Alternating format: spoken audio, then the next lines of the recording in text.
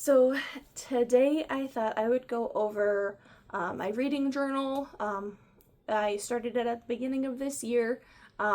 Just kind of go over like how the first half went, what has worked for me, what hasn't worked for me, and things that I might switch up a little bit just to make it work for me. Take a shot every time I say work. So, yeah, let's get into it.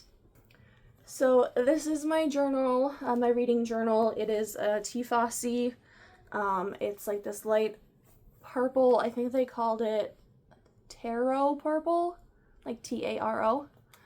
And it's got a cute cat and a sakura tree. And then was it octagonal window type of detail. And then on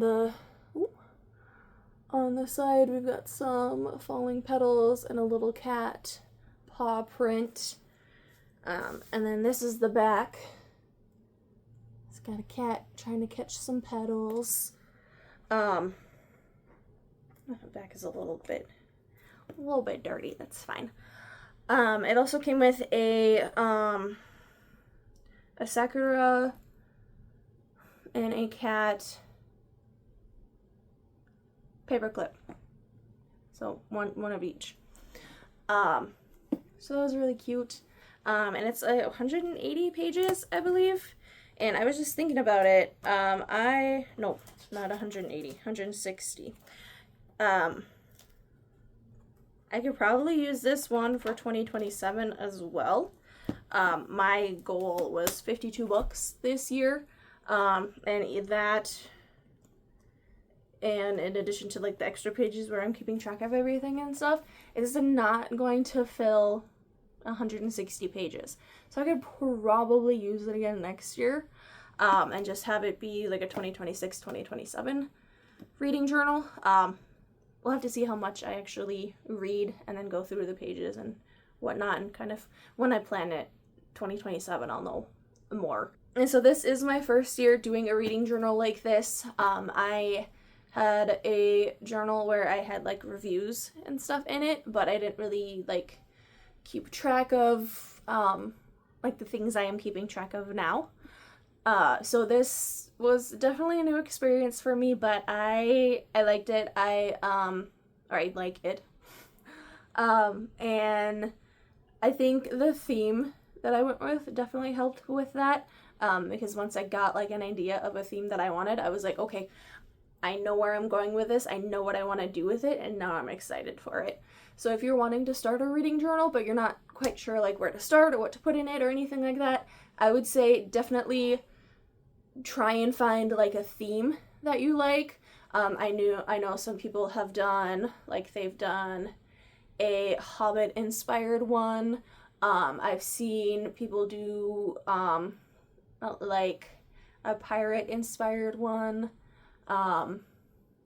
do like a dragon one. There's a creator on here, I think it's Jellyfish Reads or something like that, and her whole theme throughout her reading journal is jellyfish. So you can kind of really go off with anything and kind of make it into a theme. For mine, I picked K-pop, specifically 17 and Stray Kids, and that kind of definitely propelled my thoughts and my ideas with it. I think the format that I used with mine, you could do any kind of K-pop, any kind of music inspired one. But yeah, I'll show some overlays, some videos of close-ups of my journal and stuff like that, because I'm super proud of it, and I think it's really cute, and yeah, I want more people to see it. So, while I do that, I will be talking about the things I mentioned earlier, what worked, what didn't, what I want to change. So, let's go. So, let's start with what's working in the journal. So I have a reading tracker by month. I really like that. Kind of just see, what months I read more, what ones maybe I read less. see if there's a pattern, maybe. I don't know. It's fun to track that way.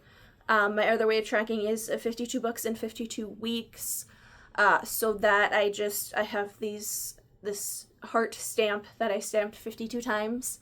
And I color each one in when I finish a book.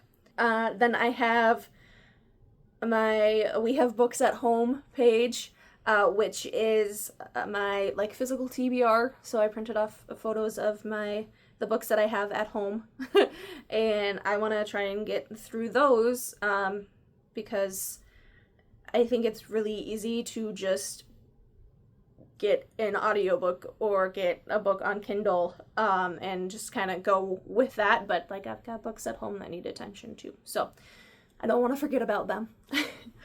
So the next one is Set List. These are books that I want to read and I want to get to, but they're not ones that I have at the moment. Then I have my Kindle audio or physical tracker. This is when I started like last month, I think, so I had to update it, but it's all up to date now. And it's just, I was surprised at how many audiobooks I have already read, which, I mean, it makes sense because I can listen to them while I'm at work.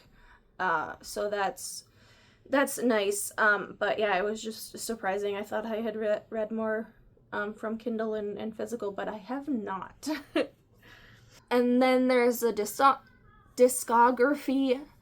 Whew, that's a hard word for Elmo. This is my series tracker. Again, I didn't think I was reading that many series, but then I was looking back on the books I've read, and I was like, oh yeah, I want to continue this, and here we are. And then we have the book tropes and / themes. So this is maybe self-explanatory.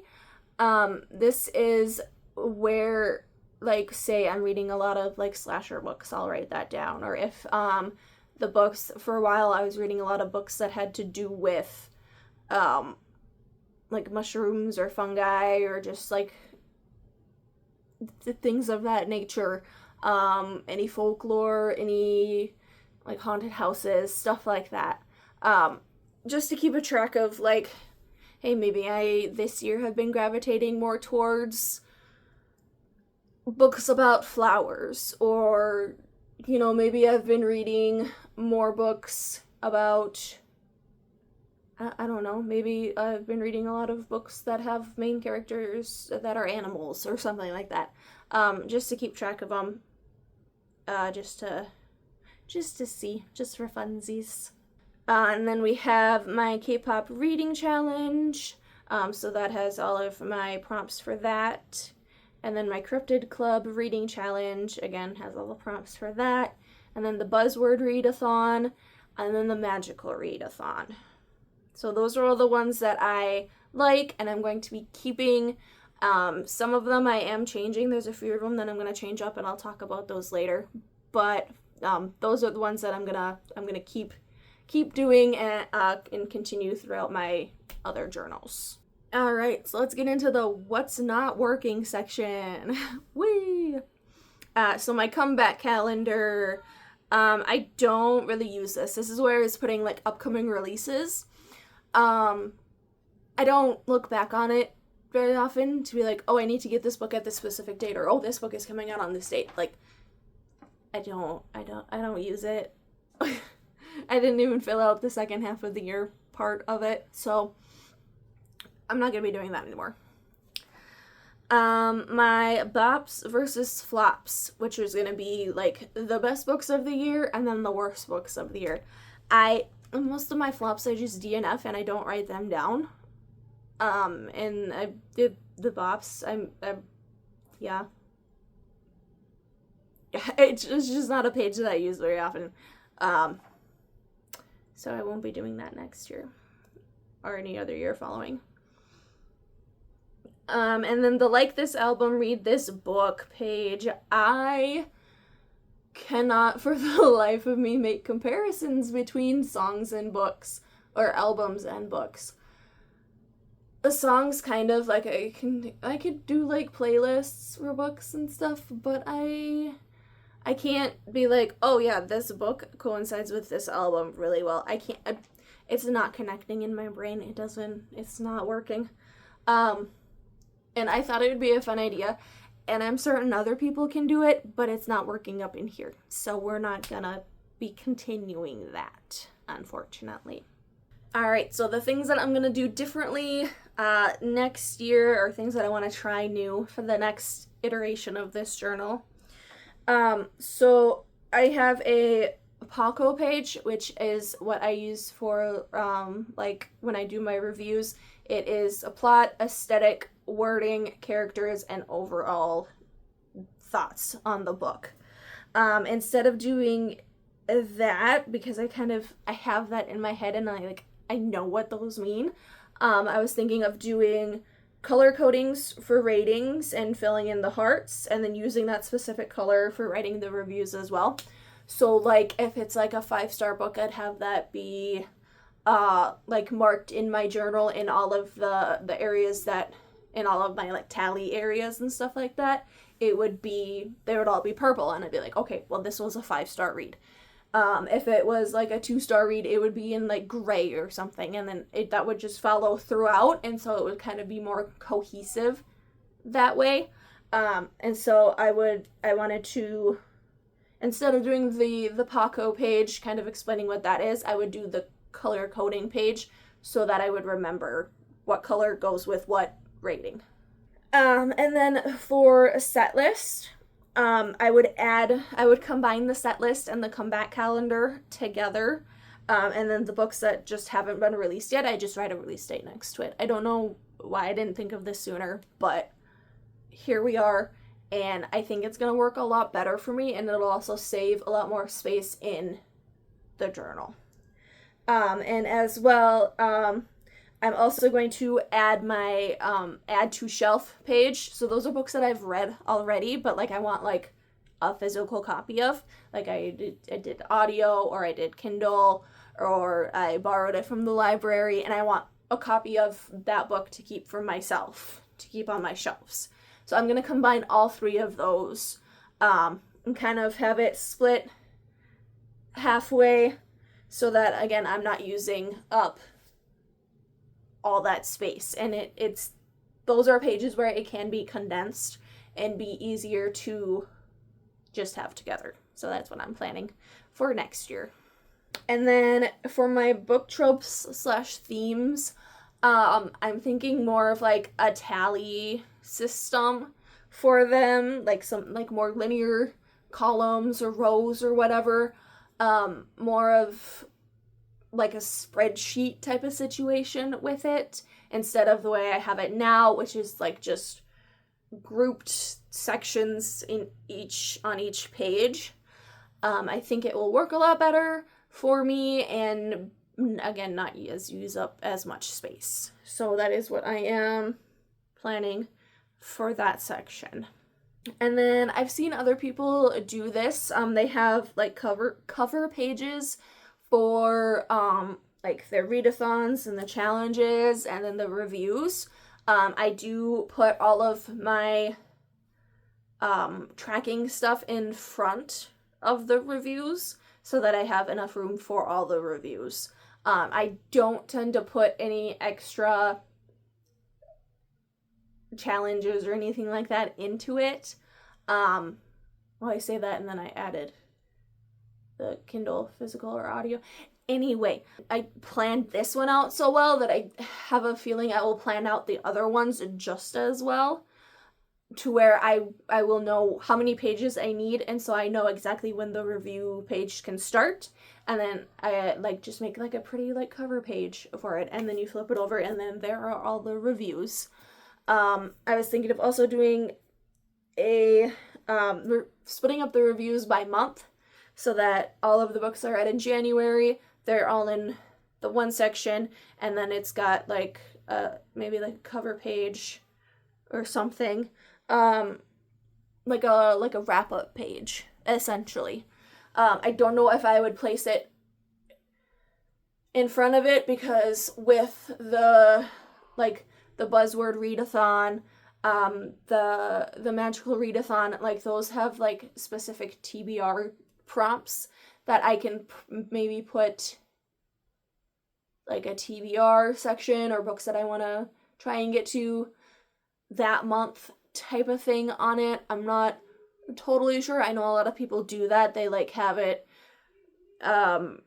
their cover page, and then they have like their stats, and then they have, you know, their how many 5 stars they had, or, you know, things like that.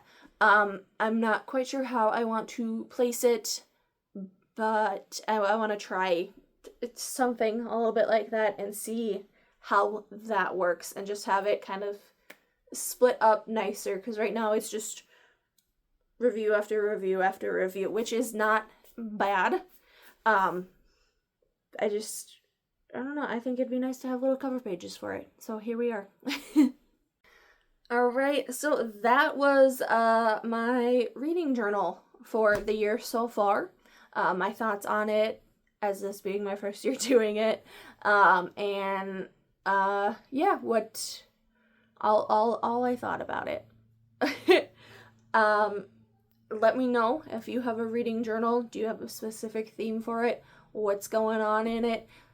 You can, if you have a video of it, link me in it, because I really do like looking through people's reading journals. I think it's fun, and I think there are so many different ways that you can set it up, and different prompts you can do, and different things that you can do with them, and I think it's a lot of fun.